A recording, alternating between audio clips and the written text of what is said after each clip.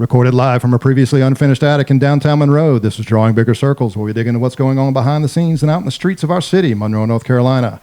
My name is Stephen Stegall, and I'm chairperson for Change for Monroe. We're a grassroots organization that seeks to connect neighbors to neighbors through political engagement, civic education, and a myriad of community service opportunities. And as always, I'm joined by my producer, a man with two first names but a singular focus, that being naps. Kevin Daniels. Who doesn't love a fucking nap? Everybody. Come on, man. It's just like naps are the things that you're trying to get to at the end of the day, right? It was actually really funny because I saw this is a horrible segue because it's a little early, but segues are what we do. One of Dennis Leary's quotes from years ago, about 30 years ago, was racism is taught. You know how I know this? Because I have a 2-year-old. He hates one thing. Naps. End of list. You know, and so it's amazing how we change our tastes change. Eventually, naps become the thing that you're just trying to get to. Yep. So this is a special episode, Kevin. Do you know why? No. Really? Well, they're sitting in front of you. So we actually have our second guest, but the first time doing a dual guest, and they're special guests because they have their own podcast. Let's introduce the folks from Radical Roots. This is Ram and Perron. What's up? Now, did you guys go by like the DBC crew? Like, what do you guys call your fans? Like the Drawing Bigger Circles guys? What do you want to call the people? What is up, DBC crew out there listening? What do y'all go with? If there is anybody listening, okay. I can say I don't know. Like they're just victims. Yeah. Okay. Yeah. It's more of a pity thing. They can't leave the circle. You're in the circle. I'm not sure if we pity them or they pity us, but either way, right, that's where our entire fan base comes from. The circle's more of a lasso. Right. Okay. All right. Yeah, Awesome. right, Well, it's great to be here, guys. Still drawing. I really Thank appreciate you you guys for coming having us. to the previously unfinished attic. We brought you here, the guys here today, just because we obviously just love what you're doing. I watch as much as I can. I watch your podcast, and I just got to say that you guys are doing great work. And I really just there's just so many things that I envy about you guys. And honestly, I listen to so many podcasts. Good. that I like. That was my goal specifically for you. Yeah, exactly. You're reaching me. I'm done now. Yeah. On the flip side of that, I don't listen to any podcasts, including my own. I swear to God, I cannot make this guy listen to a podcast because, okay, so again, I listen to a bunch of them, and I try to more or less emulate some of the better ones that I know about, and so even that recorded live is literally ripped right from a good podcast I listen to, and I'm like, hey Kevin, you should listen to this. He's like, I'm never going to listen to this, right? Especially I open it up and I'm like, 30 minutes? Who has that kind of time? Right. 10 minutes. What are you talking about? Yeah. I find myself listening to more podcasts in the last month or so, for sure. Right. Trying to get I don't know, direction, figure out who's going to lead this thing. Yeah. So what's your jam? What do you are you like? So I call what I listen to as political porn. Oh yeah. I listen. Danielle Moody's my favorite. So Solid. Everything she's saying, I'm like, yep. Or sometimes I'm like, Okay, that's I'll have what to we check just that one said out. too. But sometimes I also try not to listen to her because I'm like, I don't want to steal her ideas. But at the same time, I rip trying people to off. repeat what she's saying and spread the word. Yeah. And then I was watching this morning, Unfuck the Democracy. Oh yeah. Something like that. It is unfuck, but I can't remember. Yeah, it's There's some fucking going on. Either way, there's some fucking Unfuck and there's America, yeah. unfucking. Unfuck America. Some fuckery. Yeah. So that was another one I've been listening to recently, and then I forgot her name. Not the politics girl, but the other one who always just the blonde woman. Oh, I've had it. I've had a podcast. Yes, Yeah. I started listening to hers, but I usually watch a lot of clips. But now I'm starting to listen to more of the full episode. Right. Yeah. Of these, and was Deontay Kyle. Yeah, he's good. Started listening to Grits and Egg podcast. I mean, they just spit out clips, and I'm like, that's fire. But that's the direction that I think. We were talking before we started recording. Before you got here, Ron. Oh, got a spit bubble there. Is that people are yearning, I think, for more information in a very straightforward, pragmatic way, not necessarily with a bunch of graphs and glyphs and data points, but hey, this is what's going on. Can you understand this? We know 54% of Americans read below a fifth grade level. So let me talk to you at a fourth grade level, right? Not even at the fifth grade level. Let me talk to you do you know blue and green makes?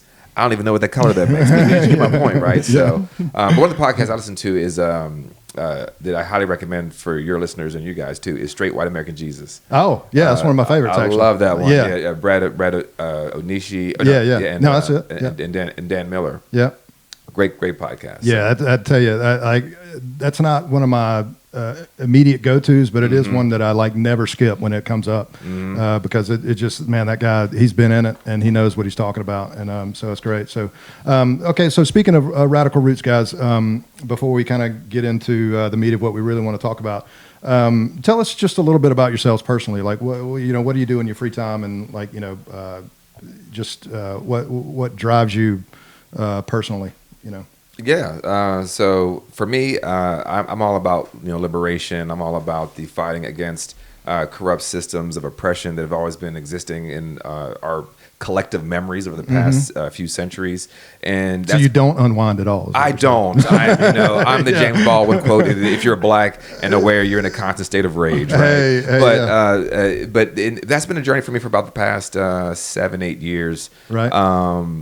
Just a real quick story. Like I kind of radicalized myself by on my 31st birthday. Yeah, I know, feminazi trans Tifa. That's me. Yeah. But I was on this raft on my 31st birthday on the Catawba River, and I came around the bend, and there was this giant rock that was spray painted with the Confederate flag on it. Not a shocker in North Carolina. Yeah. But what really struck me at that moment, this is when I was totally not woke, the opposite of kind of who I am now. There were some little kids jumping off this rock. And in that moment, I realized this is how these things start. These kids, as they grow up, they're going to associate this fun summertime with that symbol. And when they get older, someone will say, "Hey, that symbol's racist." And they'll be like, "What do you mean? I grew up with that symbol." Heritage. Heritage, not hate, right? And I started reading books then. And I started connecting not just racism, but patriarchy, sexism, homophobia, xenophobia, ableism. I started white Christian nationalism, all these things. Yeah. Started untethering them, and then lo and behold, I became a Democratic Party chair in 2023, and the rest is history. And I met this guy after the election of 2024. We started a podcast, and but how about I spend my time reading, listening to podcasts, actively trying to push myself to be better as it relates to just my human essence, not necessarily on the spectrum of a capitalistic system, but like the essence of who I am as a person. Am I better today than I was yesterday is a personal goal for me. So yeah, cool. Yeah, no, for me, I'll start in the opposite direction. I moved down to here in Union County, North Carolina, a little over a year ago, and moved from Chicago area. The war zone of Chicago. Chirac. Yeah, I was born and raised in Chicago. Yeah. How did you make it? How many times were you shot? Yeah, never shot. Never felt the need to carry a gun around with me and anything like that. But I think it's the best city. I still think it's the best city in the world. And so I came down with my family, my wife and 2 girls, and just south of Charlotte in Matthews. And we're loving it down here. I do cybersecurity, IT, AI. That's kind of. Oh, you're one of those just leading us into the AI. Yeah, in some ways, I'm conflicted. I'm like, am I expediting this, or am I helping? Am I giving people the tools to utilize it? Right. I think it's a little bit of both, to be honest. But well, you're educating people about the I guess the dangers of it too. I'm sure, Yeah, and I think if we don't adapt, then I think we have to adapt. This product is not going anywhere. It's just like the internet, But how do we? Definitely want to have some people who actually care about humanity, doing these things, and hopefully, yikes! I don't know if there's that wokeness again. But let me tell you about what's happening right now. Right. But as far as politics goes, I've always been paying attention to what was going on. The ones getting my friends, making sure that they knew who was running, when the elections were, things like that. Commentary. And then, when I got down here, saw that people like, Trisha Cotham and the other nut that was running for public instruction. Doesn't really narrow it down. Yeah, you're going to have to do better than that, bud.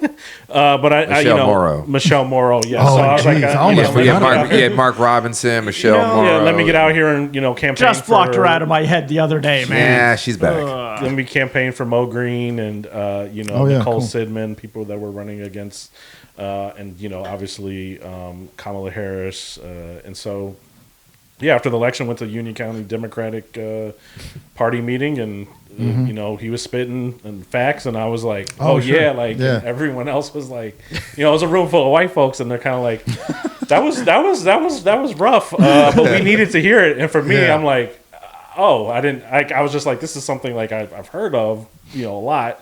But we got to chatting, and I was like, yeah, let's do a podcast. And then about a month or two later, we were doing a podcast. And had you ever recorded yourself before? No. Yeah, we did the same thing. We went through the exact same thing, like the same learning curve. Like I had never other than like going and singing like karaoke or something like that. I had never like heard my own voice through the headphones, like this, or tried to say anything. That meant something to somebody else or something like that, put sentences together that could be, used for somebody else. And so I'm still trying to find my voice. And, so.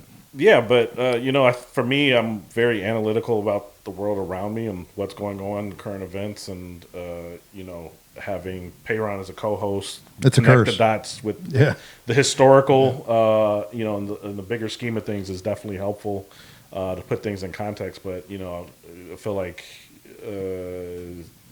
we're warning people, and I think you all are very similar in like what we're seeing and that type of some things that seem like common sense. Common sense is not common. I'm really starting to hate that phrase, as a matter of fact. Common sense isn't common? Well, no, but just common sense. Just common sense. Yeah. It's not that common anymore. The right uses it a lot right now. Well, that's what I'm getting at. Like they use it in a way that in a fascistic way. Well, but it's right think. Correct. You know what I mean? And so like the same way they say normal people or like traditional marriage or like anything traditional nowadays, or I was just even Americans. Yeah. When they say American. Yeah. They don't mean everybody. They sure don't. I mean, or like we talk Western about culture. Yeah. We said on our show too that like when they say, when these right wingers say people, teachers, children, voters, you have to, there's an implicitness they leave out, and the implicitness is white people. Yeah. And not just like the good people who believe themselves to be white, but like they mean the most racist, vile, Confederate, traitorous, treasonous people. That's who they're talking to. Yeah. The people who when they stoke the stochastic terrorism people, that's who they're talking about. Like, we care about you, not these blue-haired barista liberals at Starbucks. We're talking about you. And so I agree 100% because that's what's on the radar.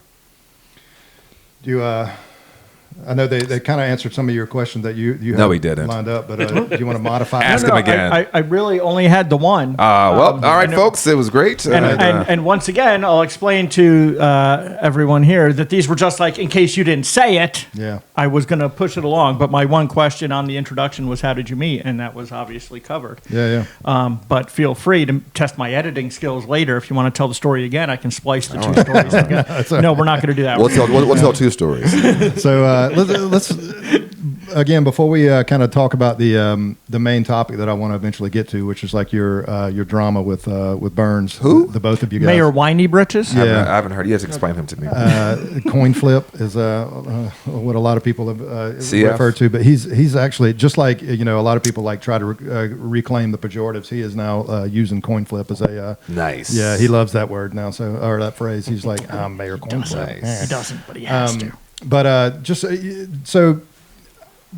to give you guys a little bit of insight into Kevin and I, we're and personally me, this is whenever we're talking about episodes or trying to write scripts or even address the people that are in our group, Change from Monroe, I'm constantly having these little mini existential crises because I really want to live up to the so I came on your podcast months ago. And by the way, let me say that that was the most viewed podcast of yours for quite a long time. Hey. I haven't checked it a little bit, nice. but I remember really kind of agonizing over the messaging. He and I both had a long conversation about what I should and shouldn't say and things, and I was really trying to get that messaging down. And so I'm constantly trying to live up to the messaging, the lofty expectations that we're setting for ourselves. But a lot of times we're trying to just kind of mold an image more or less and maintain that central focus throughout. It's really hard to do. And this is leading up to a question of one, you said, hey, do you want to start a podcast, Ram? But what was the point of Radical Roots if you had to say this is why we started the podcast? What would you say that you were trying to do? I don't know. Yeah. We definitely put a time into the name and what we wanted the podcast to be about. We originally had a third member, Andrew, and we were just chatting over text message for a good week or two before we agreed on the name, what it stood for. We said one thing: progress through action. I like that. By the way. We ended up said dig deep to reach higher, so to get to the root of issues.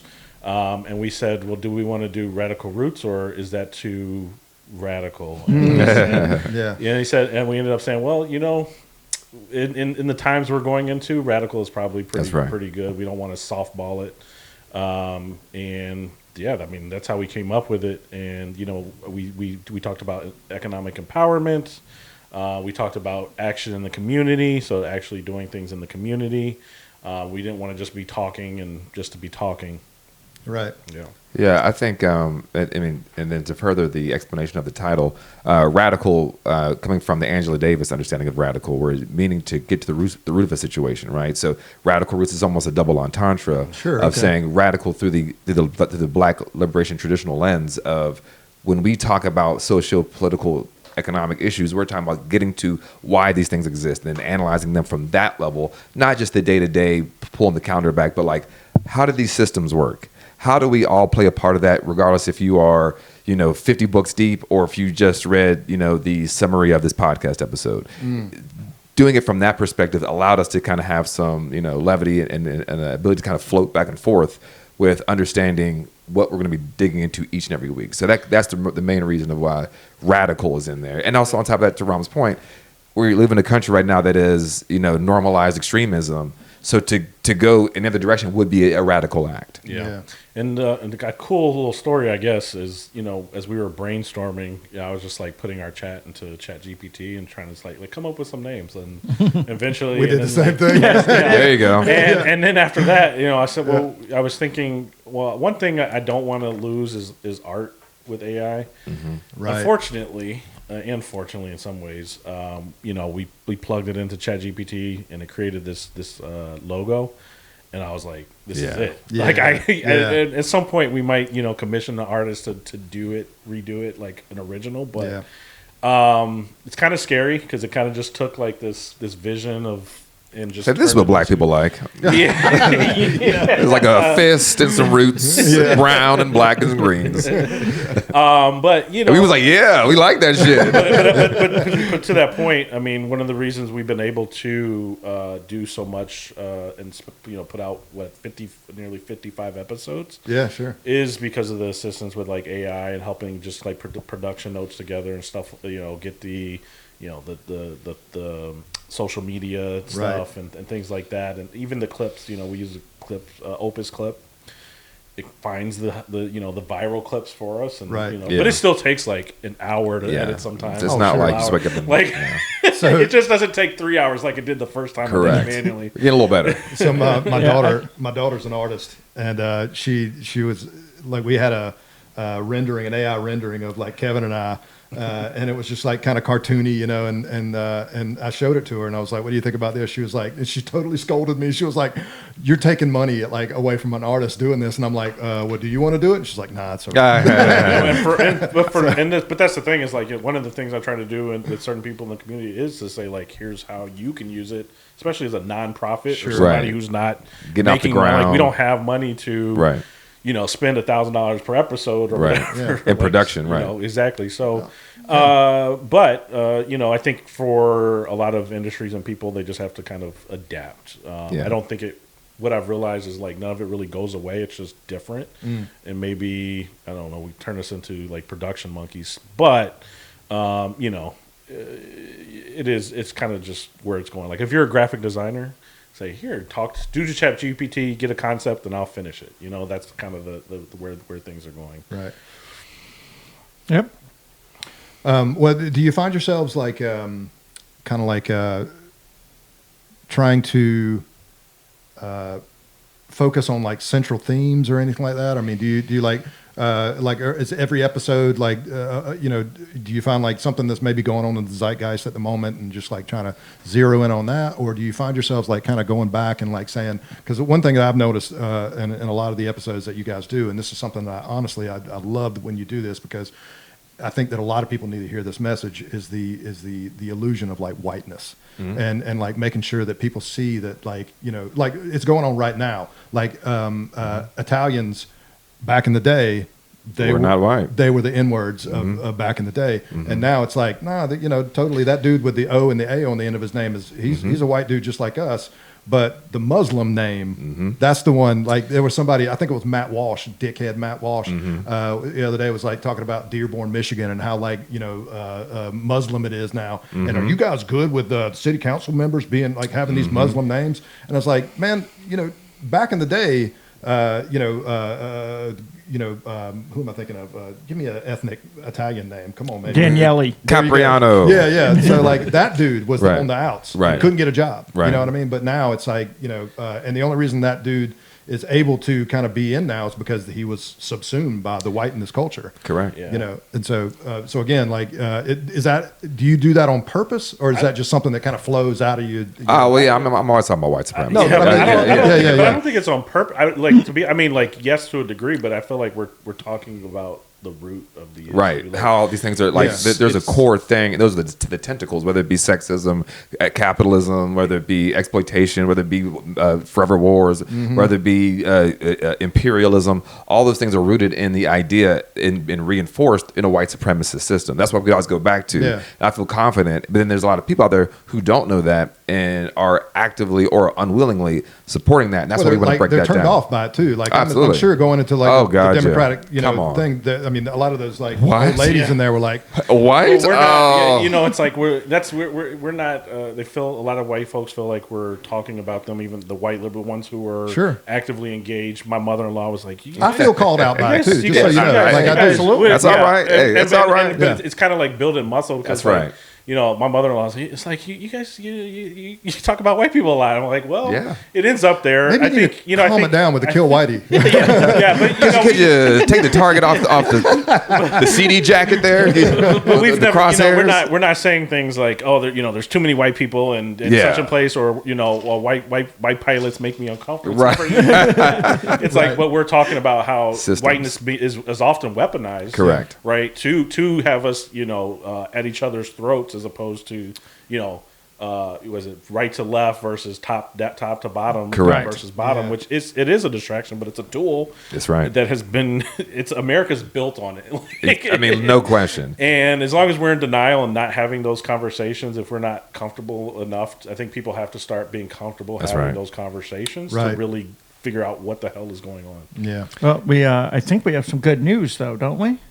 Oh yeah. So here's the thing. I want to get your reaction on something real quick, and like, there's, with all this, like, you know, kind of racism thing, I think that there's some people out there trying to build bridges. I really do. Yeah, for sure, absolutely. So this is right here. I love black people. So well, I mean, if you're saying Donald John Trump, absolutely, top of the list. With that being said, why don't you guys love Donald Trump back? You know, he obviously loves you. He loves us blacks. The blacks. Here's my black over here. The black women love me the most. They're wearing MAGA hats, according to him. Right. You know, whatever happened to that one guy that was always the blacks for? Yeah, they ran out of money. He was always there. You know, he was a murderer. Oh, really? Yeah. He was convicted for murder like in the 90s. I mean, so dude's a murderer. Yeah. Like, but that's what they have to get to, like, be their lackey at every single show. Yeah. Because it's a show. Let's be honest with it is. These are, you know, he's the modern Hitler. They're having Reichstag moments. I mean, we have to understand the moment that we're in, which is why the importance of understanding things like systemic racism, which Hitler got from us. Yes. Right? We have to understand, like, how these things are used and how the same language and dogmatic things are instilled in a society that can be used to weaponize to the highest form of racial violence, which is genocide, which Hitler did, right? And we can be there too. And I think they're starting with the trans community, starting with the immigrant community, and of course black folks. We've been on the menu since we've been forced to be here.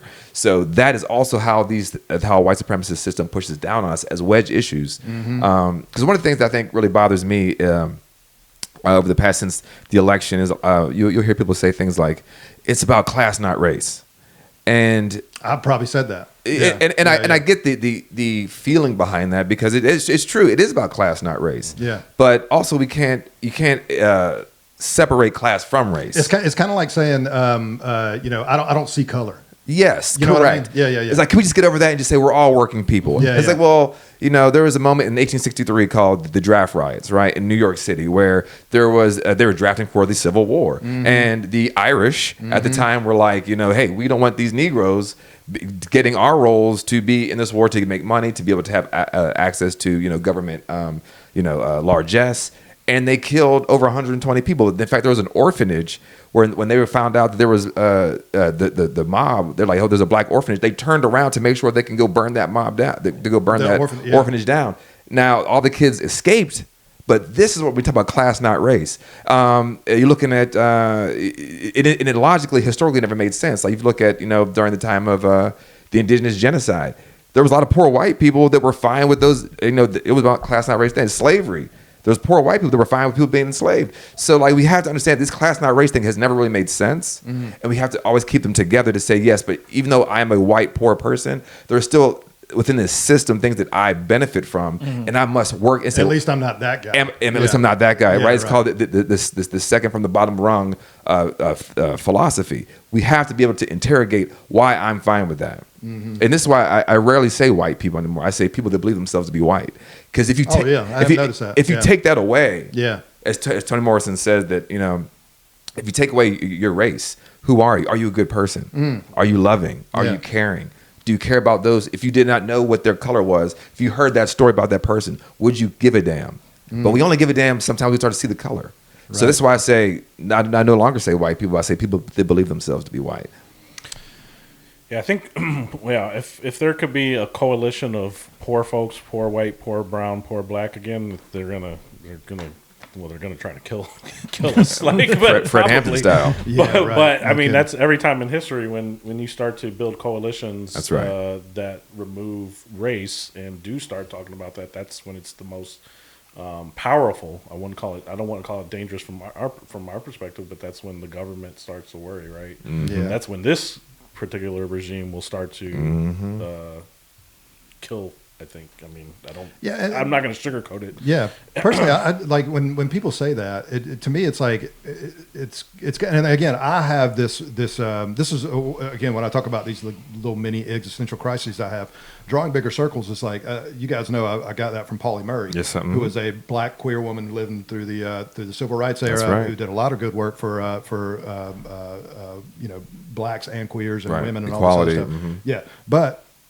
I adopted that because I thought that the message was so powerful and so profound that like it was like it would almost be something that the entire group that we were trying to persuade could just get behind. Turns out it's a very fucking hard thing to do is to include people who want to exclude you, right? And not only that, but like the people that you're trying to persuade with that don't necessarily want to do that activity. You know what I mean? So it's like, I say, hey, we're trying to be the people in the community who are we want to be examples of, if I had my way, it would be like us, like doing volunteer work. We'd have our black, we'd have our white, we'd have our, trans person or queer or whatever, all this other stuff. And we could show up to these places and the people that we're working for, the people that are watching us work, they could say, well, this person, I was trying to just create those situations where exposure could happen. Correct. But that being said, some of these people that we're trying to expose to other people don't want to be exposed because frankly, it's dangerous. They've had death threats. They've had all these things like that. So again, it's like, I don't know how you mute an immutable characteristic and still, celebrate the differences in the people that we're trying to like make America this beautiful menagerie of like all these people coming together for a common goal.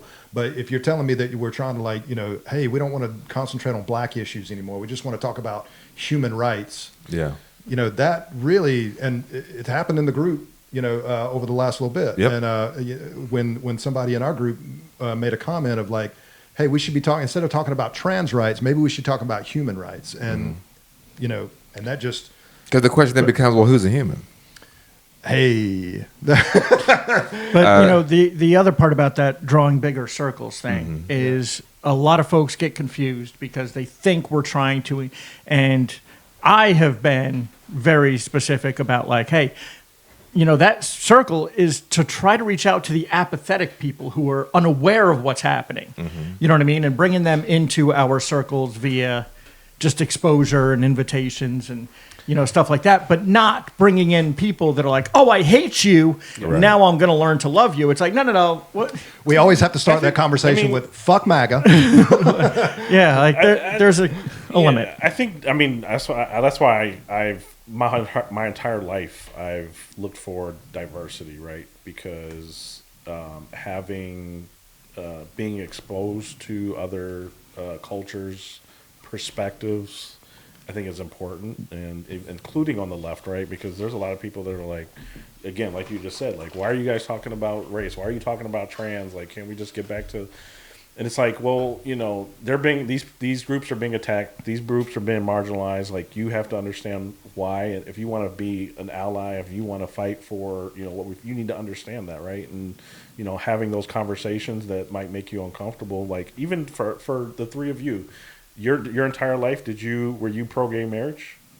And I can remember a time where I was not. Absolutely. Yeah, I was. Same here. Yeah, I was like, well, marriage is. God said that marriage is for a man and a woman, and then you get exposed and understand like. There's a construct. You're like, well, wait. How does that affect? How does two people living their life together affect me at all? Right? Well, hold on a second, because you kind of spoke over. I want to hear you say that again, because the mayor probably doesn't listen to our podcast usually because of the 5-syllable words. But right. Multisyllabic. Yes, there's an element to that you pointed out that I really am very frustrated with the mayor and his folks is this doesn't fucking affect you. Why are you so involved in other people's lives? What's in their pants? What they're doing behind closed doors, et cetera, et cetera. Do you want an answer for that, or is that rhetorical? No, that's retical. We'll let the mayor ask at his resignation speech. Well, I real quick, I can answer it very, very quickly. If let's just say like trans people or gay people, if gay people exist, they've kind of accepted gay people at this point. Yeah. Well, for the time being, let's be honest. We'll say until next. Yeah. Certain ones. If trans people exist, everything else they believe is a lie. Correct. I mean, that's it. Like, God made them man and woman, and if we accept the fact that like God made them man and woman-ish, then again, that just opens up everything. And I've said this before, but if you're asking them to accept certain things like this, you're asking them to commit suicide. You're literally asking them to die. Identity suicide. Yeah, identical suicide. Yeah. I mean, but if you think about it, identity suicide, but you are asking them to kill that person that they are now and become a new creation. Yeah. And they are just unwilling to do that. My whole thing is like, they can hold on to their bigoted beliefs. The problem is just leave me the fuck alone. Exactly. But the problem is that they're trying to push it into legislation, into the community, drum up fear and hate of these people. So it's not just like I have these beliefs and like, this person looks weird and I don't want to be around these type of people in their head. No, they're outwardly saying, I don't like these people. These people are not normal. They're not us. We need to get rid of them. In this video we posted from their Charlie Kirk rally, Klan rally. Klan rally. They started calling people demonic. That this is wicked. They want to kill black, us. Trans, gay. Do you want to kill white people? I do not want to kill people that believe themselves to be white. What about conservatives? Do you want to kill conservatives? I do not want to kill anybody. Okay. I do not. Now, if a conservative dies, I will not. My pillow will be dry when I go to bed. Well, since you brought that, talk about segues. Yes. But just quickly, because I want to touch on the point, and then we can segue into the segue. Yeah. But I always thought so. Your initial question of like why they have to care about these certain people, blah blah, and this is when I always go back to white supremacy culture. White supremacy culture is rooted in being in other people's businesses, right? I need to know what these Negroes are doing. There has to be a fear. It allows them to control those who are not empowered, who are not the 1%. These people over here are so nefarious. This is why you have to harm them, right? When it was the indigenous people, is it Dr. Amos Wilson we talked about on our episode? He said, you have to first call the savage a savage to treat him savagely. You have to first treat the black man criminally You call him a criminal to treat him criminally. Yeah. It's the same thing now with the trans community, with immigrants, right? So this level of like, we don't know who these people are because we haven't taking the time to sit down with them. As JFK said, it's hard to hate up close. Yeah. Once you meet somebody, but this guy, he cares about his kids like I do. A roof over his head and shirt on their back and food in their belly like all the rest of us, and make sure if they're sick, they get taken care of like me. Mm-hmm. But if they say don't find community, this is why they hate colleges. Colleges don't indoctrinate you into liberalism. But you may find out that person that you're studying for a test with, you like her and she's Muslim. And then you're like, oh, wait, she's not some crazy, ISIS supporter or whatever. She's just trying to pass AP chemistry like me. And then she becomes a good one. Right. Oh, yeah. But it starts the first question, which puts a crack in the glass. And they're like, okay. And then the whole thing shatters. Mm-hmm. Well, so that's what keeps them here in a place like this. That's why they don't want broadband books and things of that nature. And what's worse is like seeing people as humans is like being physically attracted to them. Absolutely. At some point, you're like, hey, that black girl over there is kind of hot. And which is why it killed me. Like with enslavement, it's like when they say we weren't humans, but one of the most profitable plantations was the breeding camps. Yeah. Those were the ones that were the most profitable in this country. It was the breeding camps, especially after the transatlantic slave trade ended. It was, how can we make more property? I'm gonna fuck it to death. I'm gonna make so much. They say the black back. Cotton was king. The black womb was queen in this country, right? Because you can make more. You can imagine like you have these laptops. If you just fuck the laptop, you can make another laptop, right? Like you can fuck your property, make more property. Don't give me any new ideas. That is the sickness that we're always trying to extrapolate within our show as well. Ram, as an IT expert, would you like to weigh in on whether Control Alt Delete? Exactly. All right, not like we're not trying to figure out ways to fuck laptops. Segue destroyed, so we're just going to have to say it. We specifically were taking an interest in what the attacks from Mayor Burns. And I would like to kind of hear, for those three people that listen to our podcast from the beginning, how it started, how it escalated, and then we'll get into other stuff. No, for sure. So there was a guy named Charlie Kirk. If you guys have not heard about this, listeners, and he was a right-wing provocateur. He's being held right now currently by a lot of left-leaning political pundits like Ezra Klein saying he did politics the right way. Ezra Klein, I swear to God, not to interrupt, but no, Klein, go ahead. I have been so fucking pissed off at Ezra Klein over the last little bit. And I've read a couple Ezra articles back in the day, and I was like, whatever. He's an intellectual. He has some pretty good ideas. But lately, he has just been shit in the bed, man. Abundance. Abundance. Oh. Repackaged fucking neoliberalism down to a T. And then if you want to get really fucking angry, listen to the new episode with him and Ben Shapiro that just came out. I saw clips. God, man. It's fucking awful. Not a good time. Not a good time. So no, anywho, but when Charlie Kirk was killed in Utah, immediately there was this national call to kill leftists and go to war, civil war time. It's time to go get them. Yeah. And most of the folks in black community that I'm in community with, that we talk to a lot, that were the source of his ire and had the crosshairs on. I remember I got the text message. I looked up at my wife and I said, Charlie Kirk. This was before we knew he was dead. Yeah. I said, Charlie Kirk was shot. She literally responded within a second. And it's either going to be who the fuck is Charlie Kirk or no, we know. Because like people know who he is. Yeah, but I think sometimes again, if you don't know if you don't know black culture, you don't know what we know and who we know. Because the one thing we have as black people is very high danger radar. Oh, sure. This is why we understand what's going to happen in this country before a lot of people who believe themselves to be white understand. Because we've had to survive white supremacy, and most white people have not, or people who believe themselves to be white have not had to survive white supremacy culture. So I remember when that happened, I said, Charlie Kirk was just shot. She said, whatever. Well, not whatever. She said, and. But I took a moment to write a post about the consequences of fascism, the consequences of totalitarianism, the consequences of white supremacy culture and evil.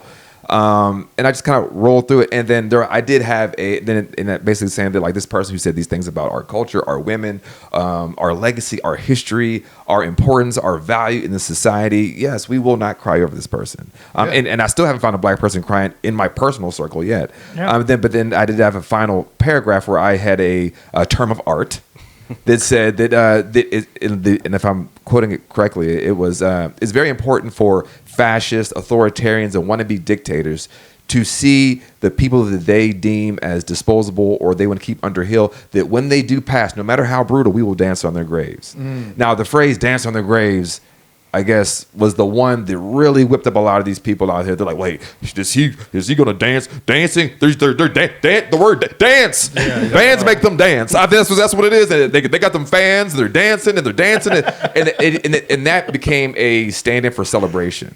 You really think that's what pushed them though? They highlighted it. Oh, did they? That line was highlighted multiple right? times and used on several tweets. So and then in my death threats I got, we're gonna dance on your grave. Oh, you're dancing. You don't know how to dance. You got 2 left feet. That type of thing was pushed back on me. Yeah. When this happened, I had no idea how. I didn't know he was this revered, and they had him on a pedestal. I had people coming out the woodwork on my Facebook friends. I'm like who don't talk politics. All of a sudden. I thought it because I was just like, my first reaction was like, me and him were texting. Yeah, my first reaction was like, I don't think he's like big enough to start a what civil war. Right.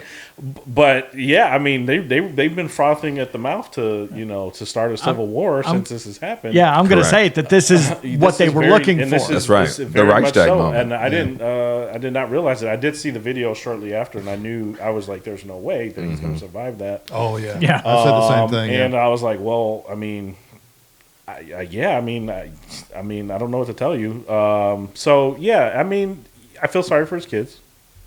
I do, but it's a shrug. It's a collective shrug. To be honest, if I'm being honest. No, yeah, it's the same. I agree. But to continue on to get to the climax point. But so then again, I had this post, and it did pretty decent. Got over a couple hundred likes kind of in the first day, and that's a lot for me on Facebook. Again, a lot of black people were almost having this. Yes, we see it's a collective experience. There's this thing called the link fate phenomena, where I don't have to know wrong. Say that again. It's called the link fate phenomena. Fate. Linked fate phenomena. Gotcha. So Okay, it's basically how people look at the reason why black people can all vote kind of 92 or 90% for a certain candidate, but it doesn't really work that way for the Latinx community, because they don't have a linked fate phenomenon. Because you might be Colombian, you might be Venezuelan, you might be Honduran, you might be Mexican. They don't have the same linked fate. It might be Cubano. They still have ties to their heritage ties to their heritage, but also you don't know they may be the descendants of the colonizer, like Marco Rubio. His grandparents were the colonizer, right? So he was the indigenous people of Cuba, right? This is why the people that anyway. Just real quick. So then the next morning or maybe 2 days later, I got a DM from somebody that said, "Hey, the mayor from Monroe posted you with this basically tirade, and just so you know." And I was like, "What?" So I go and look, and I see my picture on Mayor Bobby Burns' page, and I was shocked. I was aghast. My gabber was flaccid. My flabber was gassed, if you will. So then I kind of looked at it as like, all right, it's kind of silly. So I was engaging with people in his comments there. Of course, they were all racist, all death threats, all "we're gonna kill you, we're gonna find you." And again, I'm like, one thing I knew, me and him were talking about it. Ain't no Negroes do this. I knew ain't no Negroes do this because he was killed in Utah. A state that's like 89% white. He was basically an all white school. Right. If you ain't hooping or throwing a football, you ain't in that school. So I just knew we didn't have nothing to do with it, right? But I just saw also the fervor kind of starting to warm up that HBCUs were getting locked down. So I started commenting with these folks, and then he started reposting multiple posts with my name. And I'm like, "Yo, what the hell's going on?" And then I'm starting to realize he's saying they starting to lie, saying that I'm trying to kill him. Yeah. Oh yeah. And I was like, ridiculous. Insane. I was like, I whoa. couldn't find it. I couldn't find what he was talking about there. He took a clip because you actually after what had happened, after he had posted it was brought to your attention, you made a video and you said, "Oh, right. Let me break it down." Yes. And then he reposted this video, sped it up. It doesn't change anything. And said, "Now he's calling for my death." And we were like, let's put it on 2 times speed, and that's the murder. And so I'm like, nobody, I guarantee you, nobody actually listened to it. No, just like, they saw a black guy with the locks, and then, because he was also on his tirade with the Charlotte stabbing, right?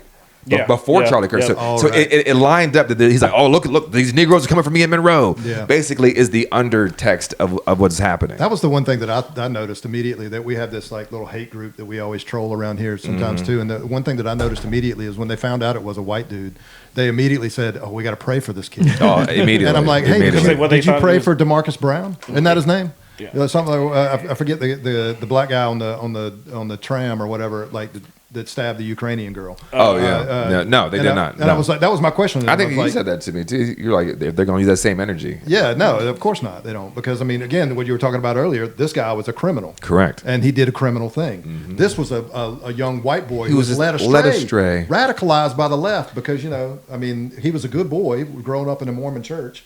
And raised by MAGA for 22 years. Right, yeah. Like, I mean, and this is why their logic to me just like it just fails on every level, because honestly, like, okay, say this dude was radicalized by the left and started thinking all this other stuff. Sure.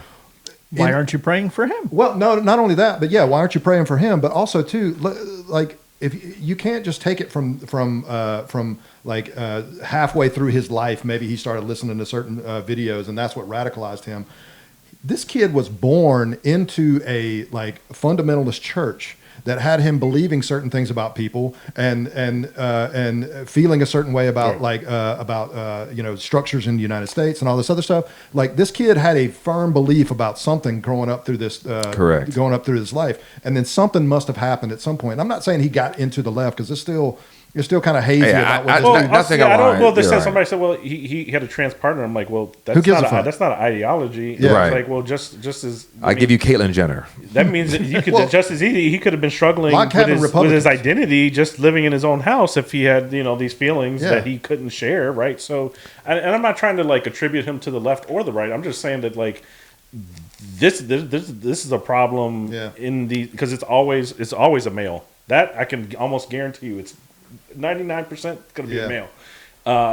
In these type of shootings, like 60-70%, it's going to be a white male. And I think it's 90. Also, it's like in the 90s. Also, I mean, I don't know why you're trying to sink it there, buddy. In the very high percentage that they're going to be between the ages of 16 and 22, right? So like there's a profile, and I don't know where I was going with this, but like, yeah, I mean, no, I think to tie it all together, I think it's just that we're at a point right now in our society where we have to call a thing, and there's nothing. And the most radical, revolutionary thing that any of us could do is say what is happening. Right? Yeah. Point to what. And a lot of people are afraid of that. That's why, to the point, people are like, "Well, is he a trans person? Is he this? Did he write this on the bullet?" And blah blah blah. And it's like, it doesn't matter, because what we know is that the trend is that right-leaning white men with access to high-powered weaponry commit mass murder, not intracommunal violence, because they'll say, well, black on black crime. Again, that's if I know you rob me or whatever, we selling dope together, of course I'm gonna kill each other. But like, going to do a political act, like go kill somebody, black folks ain't doing that. Right. And random shootings and stuff like that. Right. And I think,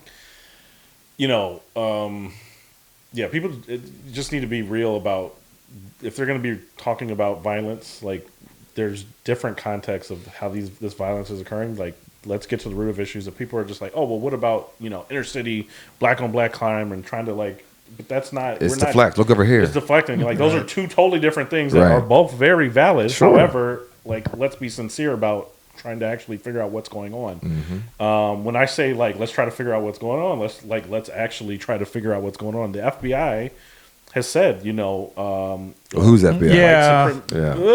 Yeah. Almost like Donald Trump's original term.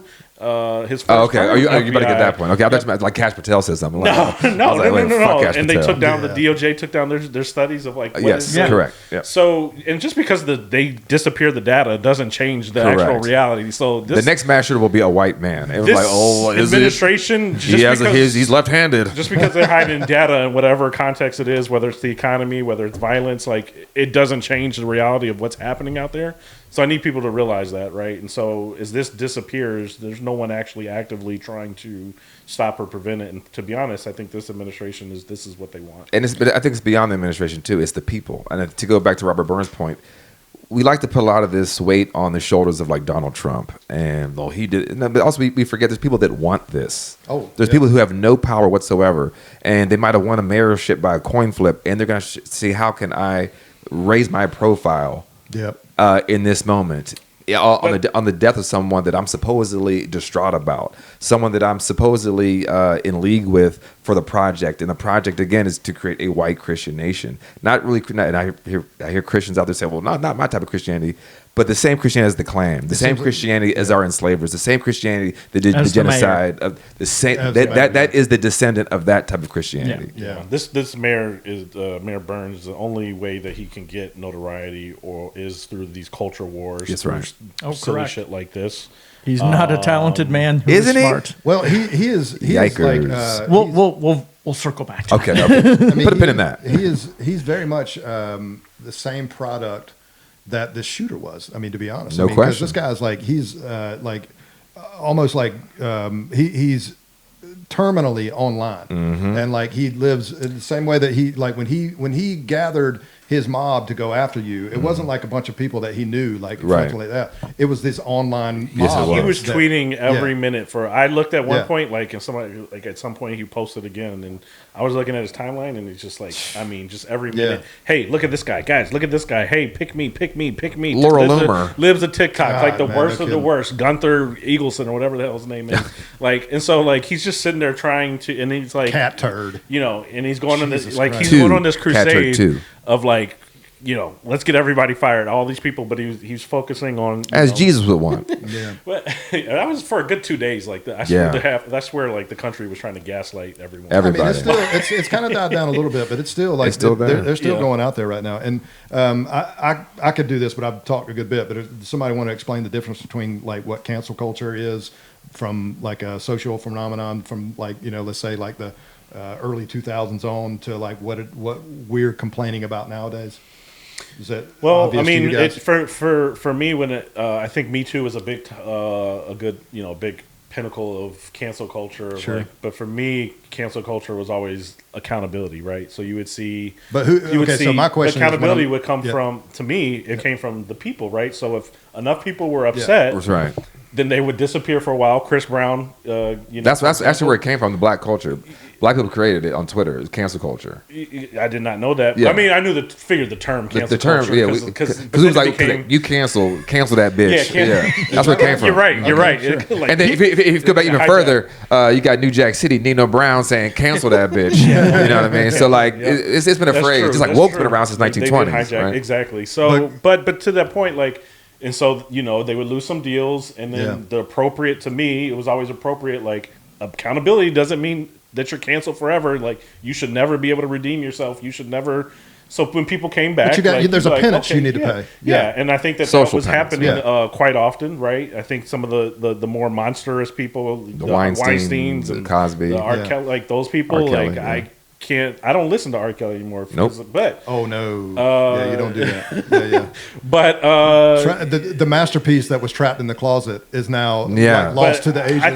I think when I was on Me chapter Too- 68, and I was like, God, but, can't hear But 69. when Me Too happened, a lot of these men started being like, you know, fuck cancel culture. Like we should be able to grab women's rape women. asses or like whatever by the they pussy. wanted to. That's right. Yeah, exactly. And so I think that's kind of what started a lot of this where we're at now. And Yeah. where we're at now is like, you Our know, First oh, Amendment it's rights. okay for the government to cancel somebody. Well, no, see, that's what I want. Well, That's the distinction that I was trying to draw out. Right. Because like cancel culture at one point, and I said this online not too long ago, Mm-hmm. was like cancel culture was a social phenomenon that happened with like it was a bunch of I'm you know kind of belittle these people a little bit, but it is like social busybodies who are just trying to like kind of gain some clout and really kind of virtue signal to everybody else and make a certain person like pay again like you were talking about a penance, a social penance for this like sin or this ill that they had caused.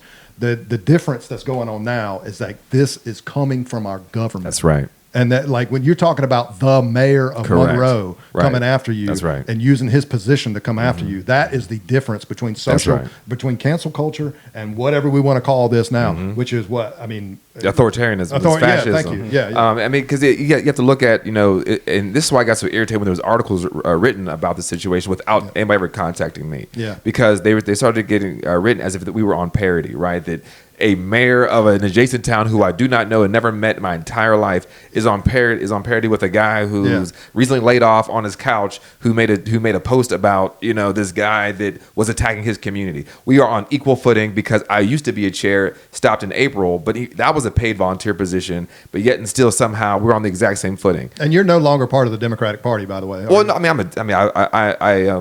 the SEC, but that's even so. Like, to give you an example of how low lift this is, and how there are old ladies who are in this position who don't leave their house at all all year round. They do 2 Zoom meetings for like 3 hours twice a year. Yeah, the SEC is about like 450 members, and you vote on your phone. And it's what is the SEC again? It's a state executive committee. But the idea that I'm like, we're going there, like, let's talk about Palestine. Like you got Kamala on her. Yeah, let me call him Joe Biden, Joseph Robinette Biden. No, that is not happening. But so they try to like use that as if that's parody. These are volunteer. You get paid tax dollars. Yeah. From taxpayers, right? Like you are the government. You have police forces on your side. You have government apparatchiks on your side. I'm a regular dude on my couch saying that I don't care about this guy, and I don't have to care about this guy because that's my right.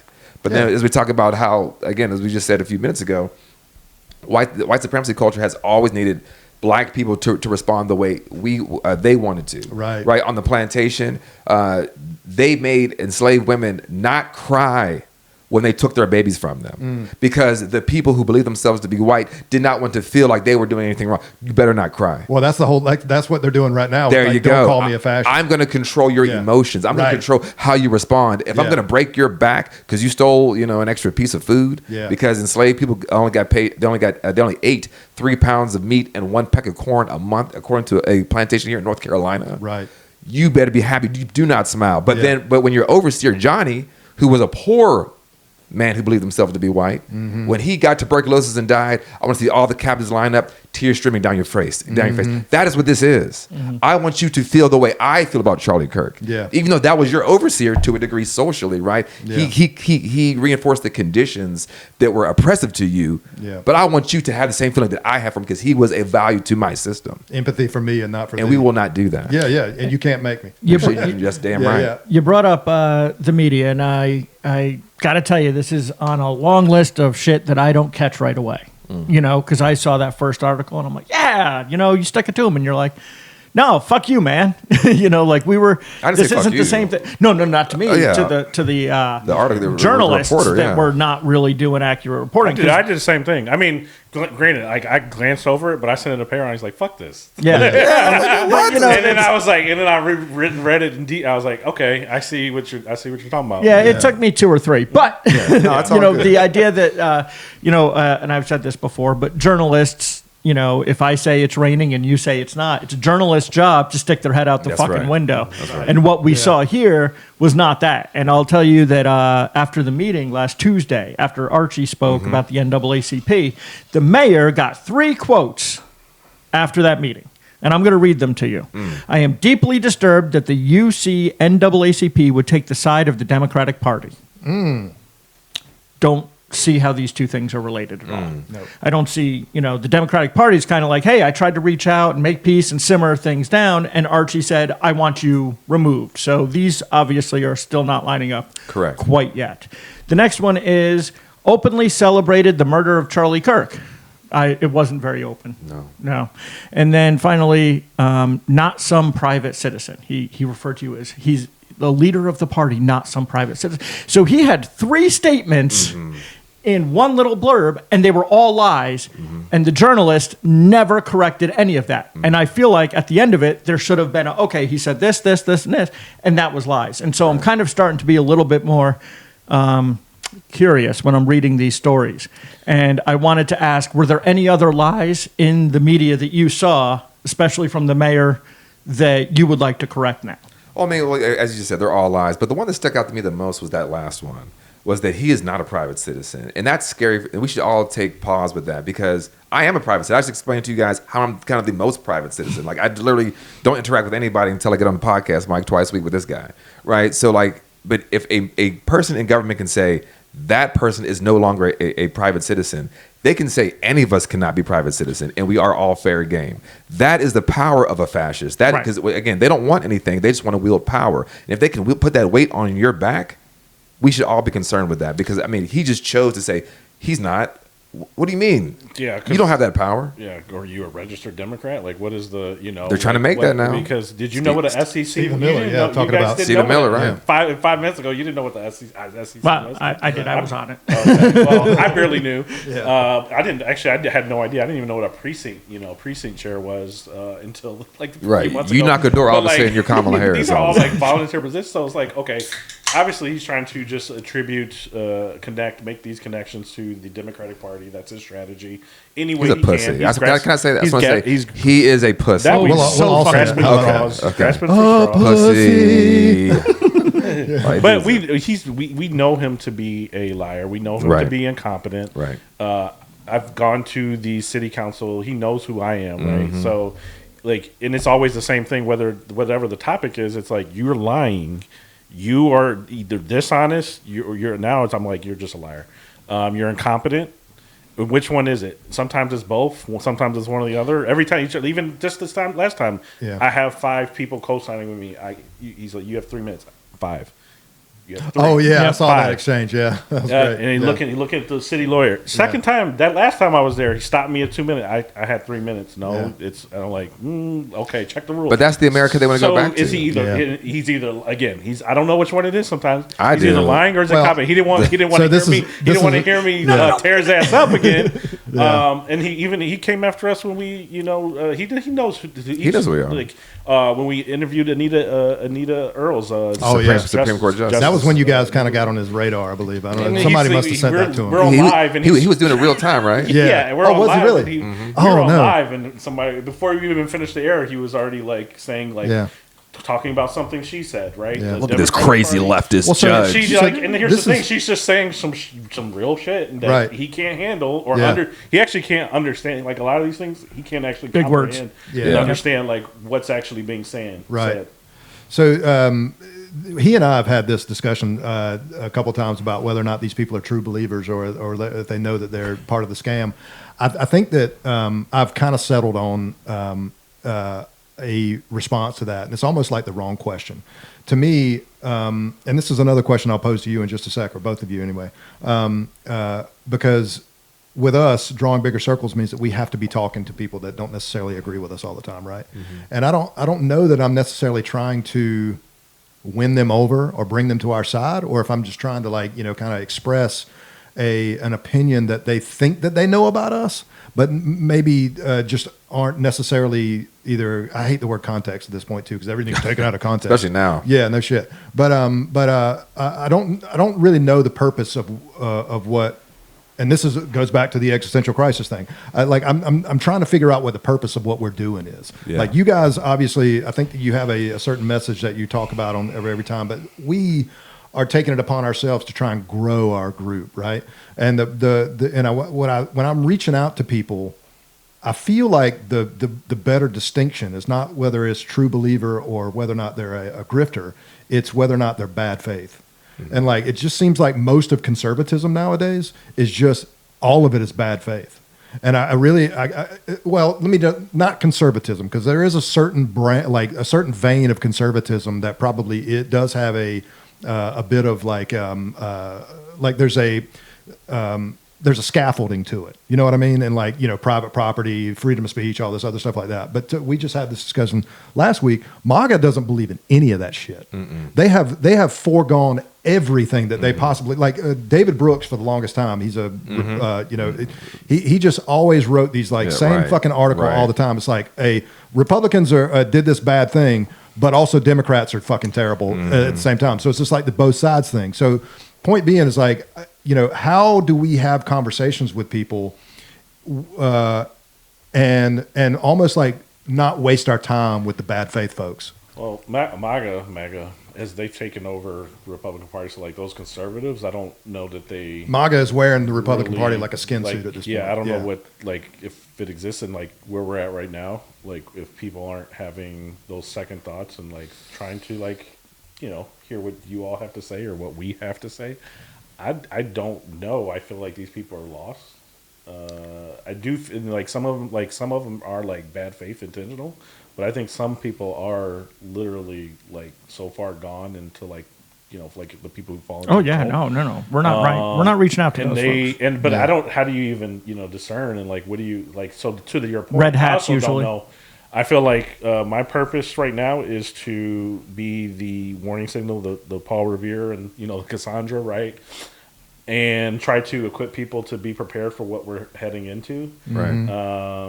I do not think, and I called Payron, like, because so when I saw this clip, Kara had actually sent like an hour long of it, and then Sarah, Kara Murphy, by the way, she did that clip. And Sarah Share. and I didn't have time to watch an hour of it. And Sarah said, "You need to watch this part." I watched it. I was like, "Oh." She clipped out the highlights. And then I clipped down to 3 minutes, lights. and then after that I like hit up Payron. I'm like, dude, what do we do? Like, because at that point to me, I'm like, this is the way that they're talking in the middle of Monroe, A city property, the mayor. and the mayor, Hey, I'm like, Monroe. If I can show you some pictures of Klan members. oh like, yeah. walking but out the- so we're we're not- coming. Yeah, so yeah. I'm saying, but I'm saying Right. like, okay, it's clearly Yeah. clearly like they're on some like the South will rise again type shit, Right. Like so I'm like, okay, what do we do? And he said, And what I say, I was like, and I told him, and this is the harsh reality. I mean, I said, well, first of all, who was we? We have to be honest about that. And Right. I mean that in the most literal sense. And I said, because as black people, we can't do anything more. Yeah. Right? Y'all told us, well, if you don't want this to happen, you go to school. Okay, we go to school.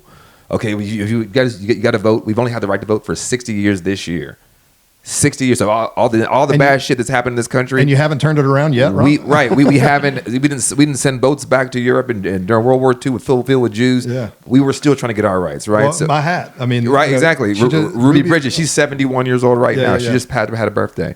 But you have to understand that, like, we vote at a higher rate, per capita, more than a lot of people, right? So Thank goodness. we do the things, and at a certain point, all we can. That's why. So even with this concept of like black people falling back, we're not falling back, but we're just saying like we've done the things. So we've done the marches, we've been hosed, we've been lynched, we've been firebombed, we've had dogs sicked on us. We've had how many bubbles can this bar of soap make? How Your many wealth taken away. How many Yeah. jelly beans are here? Right, eminent domain. Right. Yeah. At a certain point, it's like, listen, this project, unfortunately, was stamped for death from the beginning. But as Martin Luther King said, the arc of history pulls towards justice. We reached out, and we're still reaching out. It's going to take people that believe themselves to be white, to put themselves into hard, would you consider, hard situations, because you have to have the metal. A lot of folks don't have the metal for this. Yeah. We do, because the thing about it is, as black people, and Ron kind of alluded to this earlier, we've never had the luxury to be in the echo chamber. Right. Like, even when you think about it, like, well, you live in a black community. Yeah, but when you go to school, when you Yeah. go to work, when you go to the grocery store, 91% of white people are self-segregating. Right? They live in communities that, and they only have, they can't identify a black friend. If they do, ask that black friend, is that your friend? They'll probably like, nah, I know that dude, or I know that lady, she's cool. This is something, it's time for people to unpack, why do I like this? Why am I searching out for, we talk on our show a lot, the concept of how, especially conservatives, but a lot of us in America, we find our political identity not through, Fox News or through, the Wall Street Journal. It's actually through entertainment. Sure. Right? There's a reason why they freaked out over a black mermaid. There's a reason they freaked out over a black Captain America, because I was told that I'm always the hero. I was told that I'm always the most beautiful. And you start to interject someone who's, Caribbean, someone who's Indian, someone who's Chinese. Now that's fucking with how I see myself in this country. Well, it's like the old meme. It's like there's white and then there's political. Right, right. Yeah, yeah. One of the interesting points that you just made there was about the arc always coming towards justice. I don't think that's natural. No, you have to bend it. And we have to work towards it. And I feel Right. like that is one of the issues that we face all the time. And I'm saying the royal collective we I know what you're saying, yeah. is that we have people that are out there like, oh, I posted this meme. Did my good. work for Clap, today? clap. Someone, that's more than a lot of folks. I mean, we'll give it a little, maybe half a gold star. But That's at the right. same time, this is not something that happens naturally. It happens not. because of work that's put in. And so that's where. But I think a lot of people, and I've dealt with it, and I dealt with racism and white supremacy as the chair of the Democratic Party. There's an inherent baked in component of that, of being a black person in a position of power, and we talk about on our show that like anytime we as black people walk into any room, we're automatically disruptors. Why do I say that? Because these institutions were built before we ever had rights. Again, we only had the right to be full citizens 60 years ago. My mom is 63. She was not born a full person according to this project. Well, it's just like Charlie Kirk said it himself. It's like when he sees a black pilot, he has to question his credentials. Right. So it's I'm imagining every time you go into a room full of white people, you're almost like having to like justify your position being there. And any idea I bring is inherently disruptive. Yeah. Because it changes the status quo of what we were all discussing before. By definition. Right. Yeah. So if I'm saying, well, hold on, you guys have been, setting this roof on fire every day and we don't even know why I let that motherfucker burn. What I'm saying is like, maybe we shouldn't do that. That's a disruption. So the status quo, a lot of people were finding themselves comfortable in. When I started talking about things like, the bite rule, how authoritarians use behavior, information, thoughts, and emotions, that scared them. They were like, wait a minute, because I was raised up in the Southern Baptist church and my father, my grandfather, but he's not a race. And they're now talking about that identity we talked about earlier. Yeah. That's my granddaddy. That's me. That's how I feel myself. Well, that's why this hurts so much. It hurts. Charlie Kirk. No, wait, that's why Charlie Kirk hurt them so much. Because they saw pieces of themselves in them. Exactly. They may not admit that. And they're like, hey. But the thing is, we never did see ourselves in that motherfucker. It's like, hey, I think like Charlie Kirk. Yeah, Right. like he's right. Therefore, You're like, if wait. he's a fascist, I have to wrestle with this thing now. That's All the right. people Yeah, are yeah. like, he's right. Like, oh, so you get on a plane and you get scared because there's a black pilot. It's the like, context. Oh, You you gotta think, take you that- think you're taking Michelle that. Obama, Right, stop being a and, dick. Ketanji Brown, like you think that they're Her name is like, Ketanji, so. they're not qualified.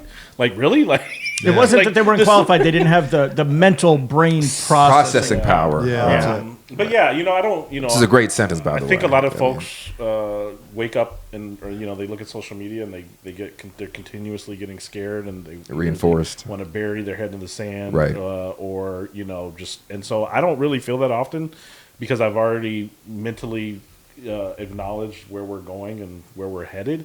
When I did see that video of this, the Klan rally, I was like, I had a Monroe. moment of Yeah. okay, but everything else that's happening is like, it's expected. And, I think we have to, I think we continue to resist, but I think what's going to happen is that ultimately it will burn to a rubble to some degree, and there will be a new government of some sort, whether it's a new constitution, a new Democratic Party. I think that's a conversation I really want to have with you guys. Something that will come out of it, because this isn't going to last forever. Can It we might last for my clarify? lifetime. Can we clarify just for the mayor, who's probably going to get a clip of this sent to him, that you are not advocating for the overthrow of? I'm not advocating. Okay. I'm not the one that's. Right, we're not doing it. Just want to make sure for clarification. Right. Donald Trump. They're the ones who hate America. And Right. And Stephen Miller are the ones that are actively Sending in troops power. to Portland. They have the Senate. They have the House. the White they House. have the Supreme Court. They have the White House. And they're still not happy. And they had the majority, and they had the majority of state governorships. legislators too. Yes. Yeah. So I'm not trying to burn anything down. I want to. But I think that's the make beauty- the Democratic Party a better place. But to a degree, I mean, again, And to be honest, and that's just means to an end right now. I wouldn't be opposed to a new parties emerging. Yeah. Because there is a battle within the Democratic Party of what it looks like moving forward, and I think a lot of normal people are not looking to be in the center and play nice. And So let's as a matter of fact, I'm inviting myself and or the two of us onto your show. At Let's some do point it. because this is a conversation. What's the open invitation? Yeah, So, I know, right? You guys know that. So What's the food situation? It's on Zoom, so it's whatever you got at your Whatever I house. make. another conversation, as black folk. Come on now. So I have to. Come on now, Ginger. What's up, my Ginger? Come on. I have to wonder. Like, so there's he and I were kind of having this conversation a little bit before you guys got here, and the one I'm going to say that the question I'm going to pose to you is like, one, where's the Radical Roots podcast going from here, and like, how do you plan to use your platform to like do better things? But the conversation that I actually want to have with you guys is, what does it mean to be a Black American, first off, and try to pluck out the goodness that exists in America in order to like strive for that better future that we can all enjoy. You know what I mean? And so the point being is like, you see a truck going down the road, and Right. that guy's waving an American flag. You kind of know who he voted for. Yeah, no question. I mean, they've really taken that symbol. I mean, it's the old phrase, like, you know, why does a poor man love his country? Why does a poor man love his country? Because it's all he got. Yeah, totally. So point being is like, You know why. we need to, and when I say we, I mean I'm saying the opposite of the right, being everybody else. Right. They have The leftovers Yeah, of the rapture. Yeah, right. Yeah. So you know, and this is a bigger conversation that we you know, that just probably can't be encapsulated by us, you know, in a room. But I really feel like the left, or the leftovers at least, they need we need a new banner. No question. We need something that we can rally around. Yeah. And having the tough conversations with black folk Yep. who are, or for that matter, Hispanics who have been also marginalized throughout the years, or anybody who's felt marginalized for that matter. And you know, there has to be some kind of new rallying cry, or a new banner that we can all come together under, a bigger circle that we can all draw to, like, you know, bring back that phrase. But I don't know what that is, honestly. And it's hard for me to, like, put words in other people's mouths, and because we've tried, and That was a hell of a fucking lead up to not have an answer. You said. no, yeah, no. But it's like, you know, we've tried speaking for people in our group. Yeah. It never goes well. Well, and if you don't mind, because this is one thing I pose to a lot of people is, who's supposed to do it? Oh no, okay. So to answer that question, I kind of know. I think where you're leading me is. White folk have to talk to other white folk. People who think If they're it's white uncomfortable, have if it's awkward, Yeah, if it's a hard conversation, because I'm like, at a certain point, the people who you're talking about who are on the other side, but I think you're talking about people who are on our side. Yeah, so Who's that's not a different conversation. But even then, Yeah. because I'll put it to you like this. I had a post immediately after Trey Reed was found lynched in Mississippi. Right. And I said, I do find it interesting. White Dems find the time to make a lot of hay about Jimmy Kimmel, Donald Trump's latest foible, but I didn't see any of my white people talk about Trey Reed. Man, it was a few days before, honestly. I was busy doing other Oh, stuff. as black people, we know immediately when someone's lynched. I know, yeah. I mean, we know it's like there's like, it goes up through like the Spider-Verse. Like, we know. Oh, you heard that they That found goes back somebody to the lynched? media, though. If you think about it, the media is failing us in those respects too.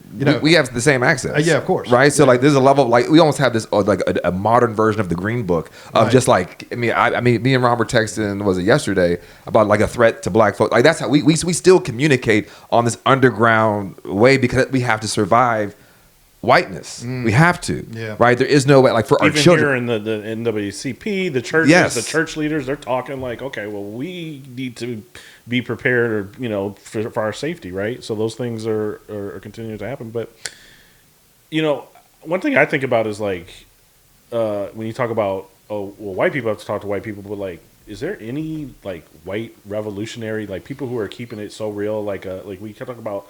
Where's our John Mamdani, Brown? like, Where's our 'cause contemporary I think John because Brown? I look at, like, Thaddeus the people who are Stevens. sticking truth to power right now, like Zoran Mamdani, and keeping it real.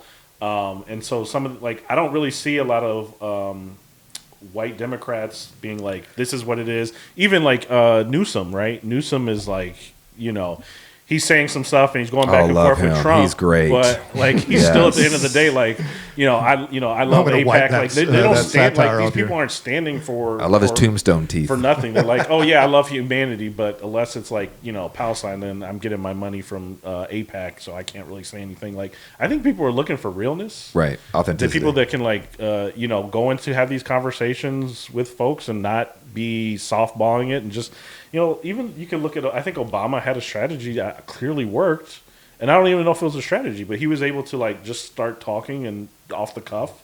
He wasn't a politician. I think Kamala Harris, she never really strayed off script. She never really, like, connected with a folk. It was always like this repeated, rehearsed, politically safe commentary. Yeah. And I think that's not what people want. The people don't really want this, like, this centrist play it safe anymore. Like, even to Trump's credit, all the shit he says is crazy, but, like, he says what he wants to say and he keeps it pretty consistent with what he's saying. On the Democratic side, they don't like. There's a lot of people that are just like, well, I don't know. What does the focus group say? Like, what are the polls showing? Like, Well, that's Democratic leadership. But if you get down to our people, level, the people. I'm going to tell you right now, and you Correct. know, we're kind of dancing around it. Is that we're like, you know, think of these issues as pizza toppings. You know, it's like, hey, I'm getting a pizza. Great. Can I get pepperoni? Yeah. Let's get peppers. Yeah. How about mushrooms? Yeah. And then you say, how about olives? And then 4 people are like, fuck you.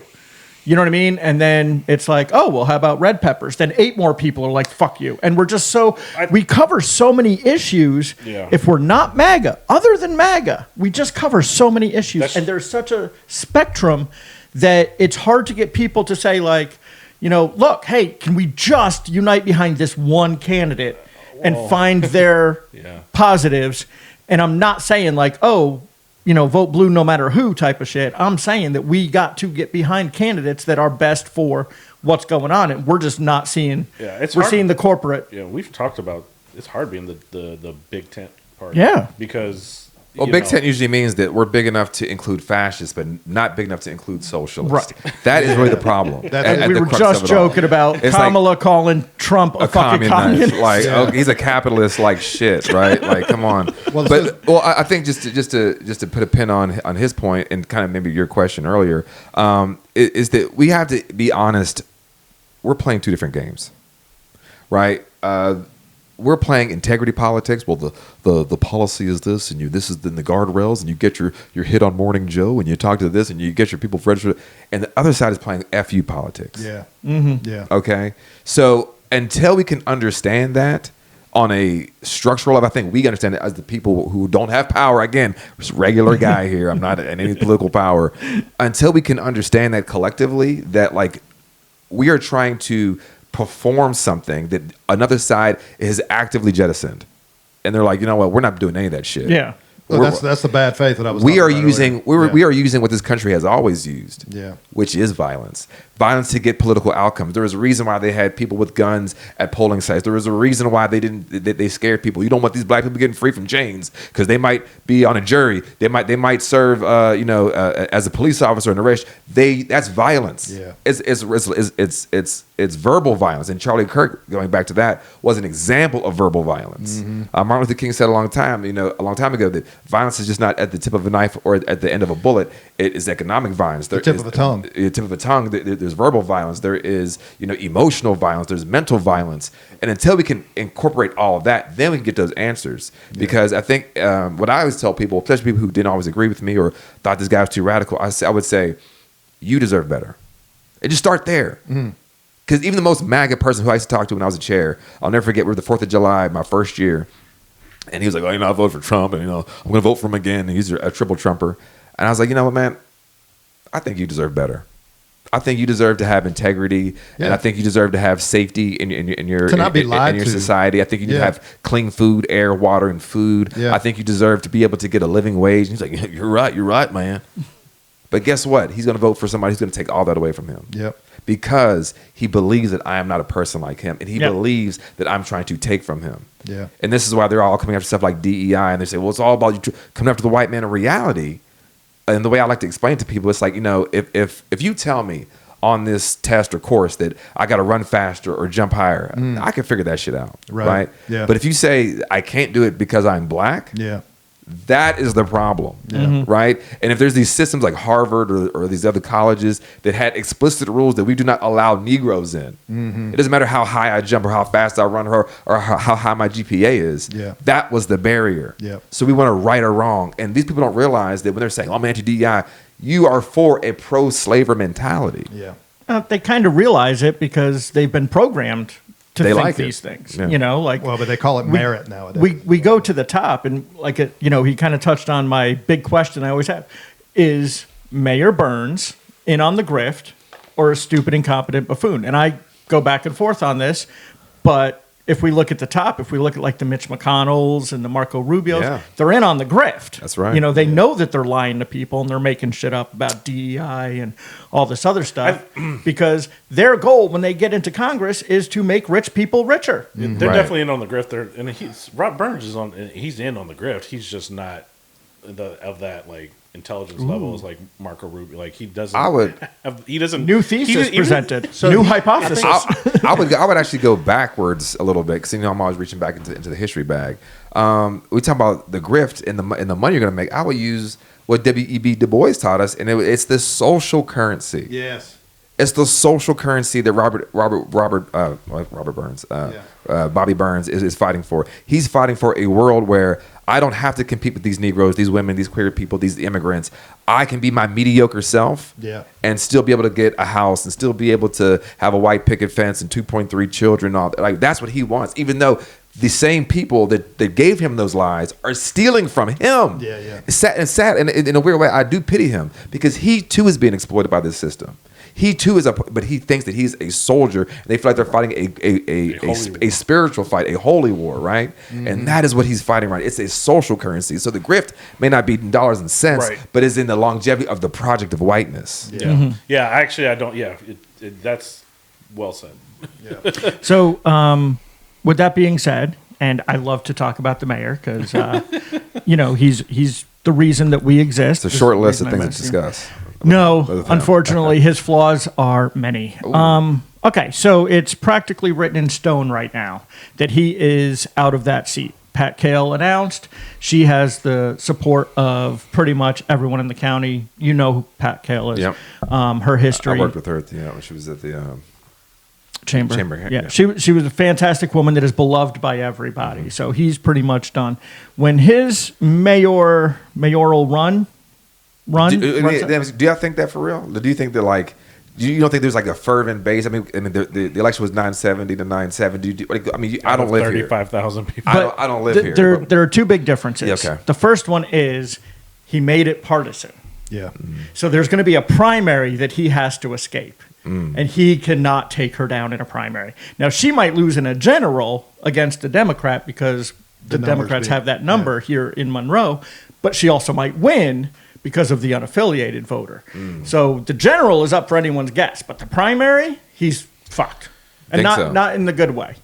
I mean, your mouth to God's ears, as it says. I mean, I have mistakenly said, Democrats will never lose another national election. Yeah. I mean, come on. In my lifetime. Right? The demographics, man. Right. Demographics are destiny, baby. Yeah. So I guess it's a two-parter here is that, one, do you think you were a dry run for the mayor to call in an army of supporters? Do you think that might be something we might see again in the future where he takes to Twitter? He has another march in the middle of Monroe where he has all of his followers and stuff coming through. But that's the beauty of history is that, and especially within fascist regimes, is they're not creative. Oh, yeah. It's the same strategy they did in the 1800s or the 1900s or the 60s or the 90s. You just have to shift the aperture. You have to shift the gaze.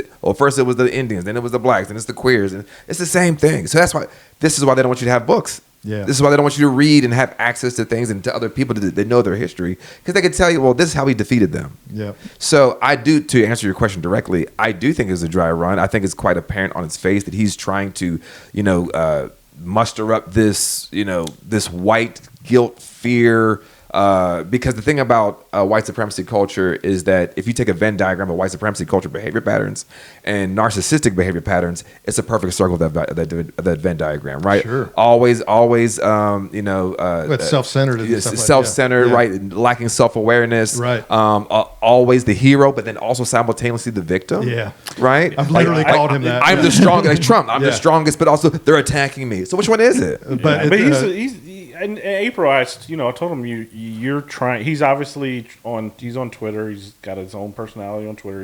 It's been very clear that he's trying to get attention, whether it's Trump, like he's hoping to, retweet him, pick me, thirsty. Retweeted into this. Like he's called the balls and he's drinking the gravy. He thought for a very long time that he was going to be taking what's his name, Tillis. Oh yeah, like in his brain, he's like, I got this.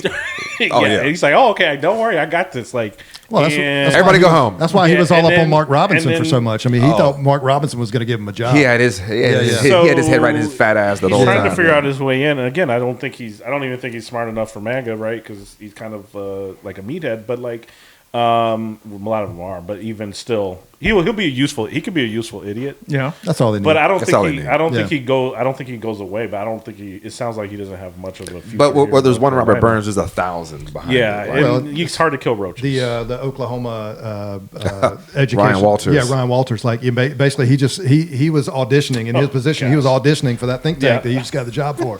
Now he's getting $1 million a year just to go out there and just say the same shit that he was doing. But I mean, so this is what he's doing too. Like this guy thinks he thinks he's Charlie Kirk, but I'm talking about Mayor Burns. But he's not as charismatic. Oh, dude, he can't like. And No, not at all. And Charlie Kirk was a shit debater, Yes. but he was louder and he could deflect. And Yeah. Burns, by the way, if you have not sat down with him, I have because he'd be not. very scared of you in a room.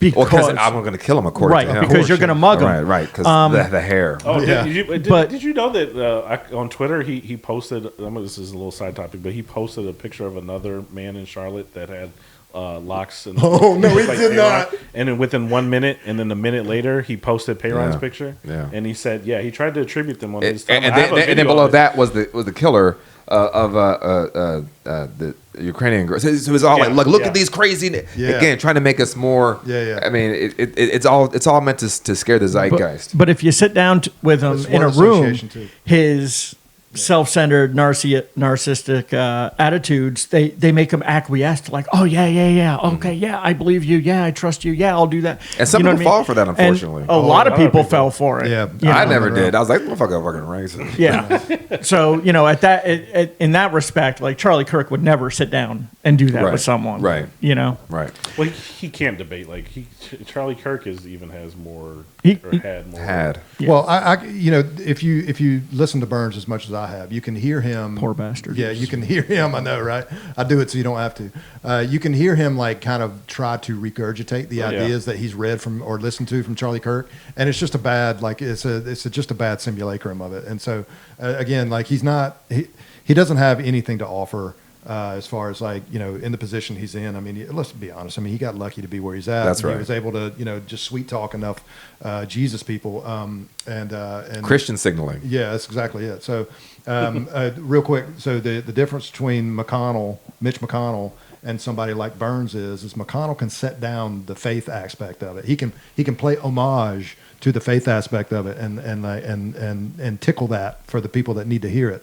But I had the fingers the wrong way, didn't I? But he can tickle that for those people that need to hear that from him. But he can also like play the different game and set that down for a sec. Burns doesn't have that option. No. Like Burns cannot in himself, and he's admitted this on camera on the news and saying, I don't know how to be anything other than this. Wow. And that is that to me is where his downfall is, because he can't play the game well enough, and eventually these people that are up there saying, hey man, you're fucking this game gotta up cool it a for little us. bit, bro. You Yeah. got to cool it a little bit. He's not going to be able to do that because No. all those people are rhinos, Yeah. and all those people aren't bold enough, and all that other stuff like that. And that's the only thing he's got at this point. And I hate to be giving him tips, Yeah. but But it is that like, was- he can't set it down. We've all seen, Bo Bear and Marjorie Taylor Greene were not meant to ever make it to the level where But they if were you in look at- Congress but and if you holding look up at them- legislation. But if you look at them, they're able to like set that down for a bit and play the other game. You know Every what once in I'm a saying? while, yeah. Burns is stuck on that. He's that stuck same on like board. Jewish space lasers. Like Yeah. he's like there. Like, He lives sometimes I there. wonder, like David Dotson, the on the council, Yep. like what he's like actually truly believes, because David Dotson also feeds him a lot of what he speaks Yeah. to, and what kind of points him in the right direction. But I will say it's I wouldn't very be surprised if alpha. he ran. It's very alpha of Burns to be able to just take other people's stuff. It's very alpha behavior that he exhibits. But yeah, these are people that are dedicated to a regressive. I don't really call them conservatives, Right. Because it's regressives. No, These are regressive people. If the opposite of progress is regress, they are regressive people. And the one thing I like to ask any of your listeners or anybody, if you're talking to any conservatives out there or any Republicans that you know, is what rights are any Republicans? Forget Burns, because he's a part of a movement too. But what rights are these people trying to expand for you? Right. And the answer will be nothing. Yeah, leave a comment down below. What are you losing? Yeah. If you just ask, what are you losing to allow queer people to get married? What are you losing to allow black people to be in the workforce? What are you losing to allow Asian people to be in schools? What are you losing to allow people to get health care? What are you losing? They don't. And what do you like? don't. The It's all inverse of that distraction question- to make sure That's that right. they know that they For the don't. shareholder value. The other side of that is like, what are you gaining? Like, I don't even think they can answer that question. Well, it's one of the same, right? Yeah, exactly. You're not losing anything. You're not gaining anything. So. All right. So, due to the diabetes and the large Coke intake, I actually have to pee. So we're going to start to we're gonna wrap it up. wrap this up. But I had my question before Stephen goes because I want to know. We touched on this earlier about like people at the computer, like, I shared a meme, go me. Right. What is the actual reality that we need people to do? Join the NAACP? Are the protests, do you think they're being effective? I think, capitalism is king right now, and we saw what happened with Disney and Kimmel, where they took them off the air. People canceled their subscription. They're like, we're just kidding. You know what I mean? And then Sinclair was like, oh, fuck you, we're not doing it. And then they raised the price the next day. And then they raised their price the next day? Yeah, the next day. Oh, yeah. Disney raised the price the next day. Oh. And then Sinclair Broadcasting was like, well, fuck you, we're sticking to our guns. And then 3 days later, so I believe that those, money kind of boycotts can be effective, but we can't organize that, and sometimes these folks can stand up. So what is the key to the average, our 3 listeners? How can they get involved and make life better for and help you guys and help us? Well, I like to say that, start from where you're at, right? Like, imagine like your block is your country. Right? What do you guys need? Do you guys need a pothole fixed? Does your trash not run on time? And start talking to people, right? Well, that's good. We're stealing this. Do we need folks to do mutual aid, and just in case you lose your job, and how's Claire, your wife, doing, and are your kids getting taken to school? Start thinking there, and then that will become an outgrowth, an outcropping to a larger community. Is your neighbor hungry? Right. Yeah. Drawing bigger circles. Yeah, yeah. Think like I like that movie. It's like, right, is that an avatar? Avatar. But I think that's where it starts, right? And I don't think people have to do it all. One of the things I say when I was chair is how do you eat an elephant? It's one bite at a time. Yeah. Right. And also we have to be okay with understanding. And we as Black people have always understood this. My ancestors prayed, fought, hoped, dreamed to be out of chains, and that was like year 2. Right? Like, me and Tim talk on the show a lot. Like, we're in this 100-year war, but we don't, it's like, oh man, that was crazy. It's been 100 years. Or are we in year 3? Yeah. We don't know where we're at. So right. it's about planting seeds of a tree that you may not sit under the shade of, right? It's like, look, and there's a level of like, there's a book I read a few years ago called, about the Montgomery boycotts, but it's called, you have to be prepared to die before you can begin to live. And all the shit that happened with me over the past few weeks, with the mayor and the death threats, there's a level of like, I'm not going to be cowed by these people. One, I already got laid off. So the Trump things already affected me and my job, but I'm okay.